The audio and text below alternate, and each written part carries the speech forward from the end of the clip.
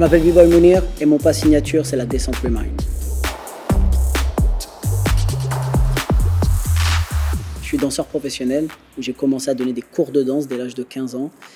Et puis, en parallèle, je poursuivais mes études, mais je n'ai rien fait d'autre que de la danse. J'ai découvert par hasard avec des amis, on nous a proposé cette activité que je connaissais absolument pas. Moi, j'étais déjà en plus dans le foot, dans le hand, donc j'étais déjà très sportif étant plus jeune. Et puis, j'ai voulu, par curiosité, découvrir ce que c'était. Puis j'étais ambiancé aussi par tout mon petit quartier, on s'est rendus tous là-bas. Et puis, rapidement, j'ai continué à prendre 1, 2, 3 cours pendant 1 an. Puis après, j'ai découvert qu'il y avait d'autres danseurs dans d'autres quartiers de la ville. Et j'ai commencé à aller un peu partout, toute la semaine. Et ensuite, 1 an après, on a créé notre propre groupe. Et puis ensuite, c'était entraînement quasi quotidiennement.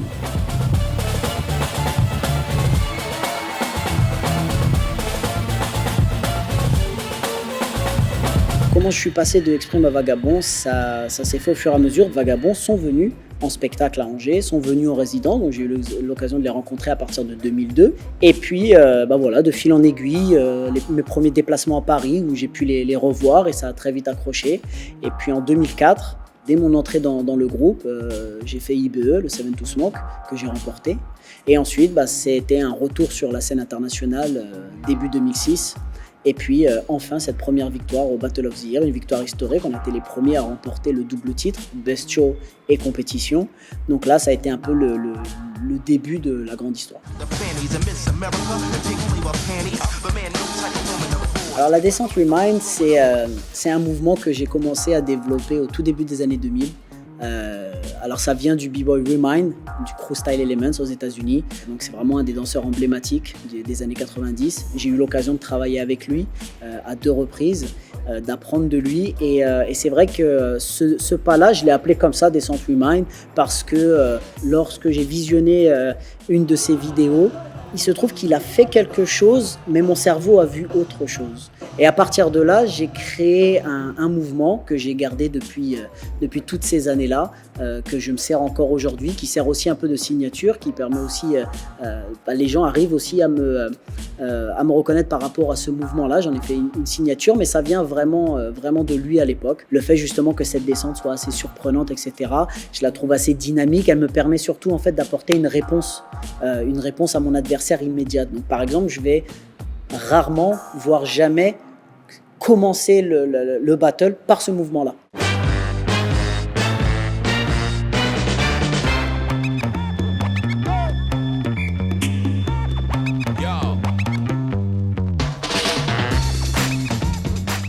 De manière à bien analyser le mouvement, bien sûr toujours la préparation à la descente au sol, donc le top rock.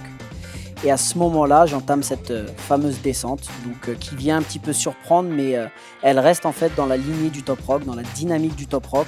Et elle me permet d'être tout de suite en bonne position, allongé sur le dos, prêt à partir. Donc je viens poser mon pied gauche ici et venir délicatement chasser avec le pied droit de manière à descendre par les fesses, puis sur le dos. Et ensuite, je suis en position. Là, en fait, je reprends la technique de la relevée ninja qu'on retrouve dans le kung-fu. Là, en l'occurrence, je travaille avec un seul pied, donc le pied droit, suivi de la hanche et toujours m'aider aussi de la tête. Donc, je tire bien vers le haut avec mon pied droit, ma hanche, ma tête. Et en fait, je viens ici me positionner en position demi-pointe sur le pied droit.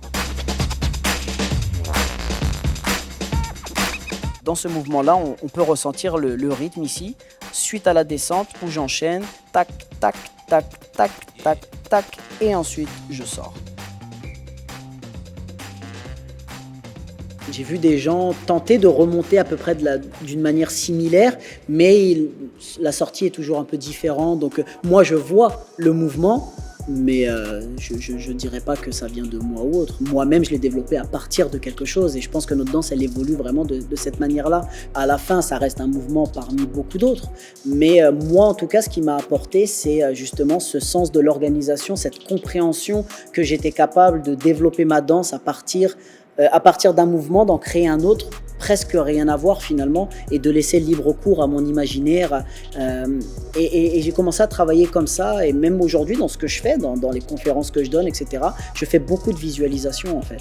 Et j'ai commencé à faire ce travail-là de visualisation, que ce soit en compétition, que ce soit en termes de mouvement, à partir de ce mouvement-là.